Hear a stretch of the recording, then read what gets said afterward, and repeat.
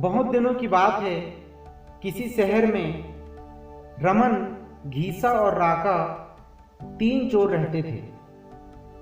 तीनों को थोड़ा थोड़ा विद्या का ज्ञान था।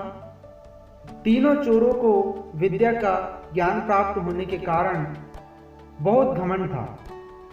विद्या द्वारा तीनों चोर शहर में बड़े बड़े लोहे की तिजोरियों को तोड़ देते थे और बैंकों को लूट लिया करते थे। इस तरह तीनों चोरों ने शहर के लोगों की नाक में दम कर रखा था।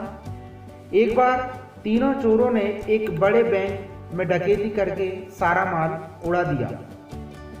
तब पुलिस को खबर हुई तो तीनों चोरों को पकड़ने के लिए तलाश करने लगी, मगर तीनों चोर पास ही के एक घने जंगल में भाग गए।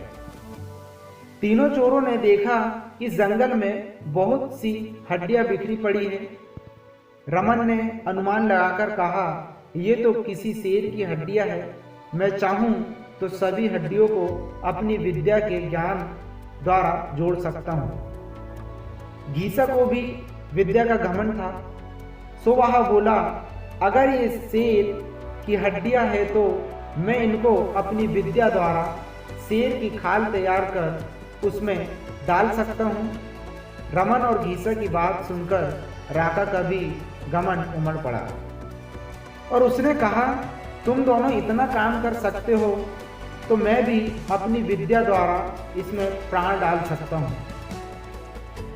तीनों चोर अपनी विद्या का प्रयोग करने लगे। कुछ देर बाद रमन ने सारी हड्डियों को जोड़ दिया और घीसा ने शेर की हूबहू जान डाल दी। देर तीनों चोर सामने एक जीवित भयानक शेर को देखकर थर-थर कांपने लगे, मगर शेर के पेट में तो एक दाना नहीं था।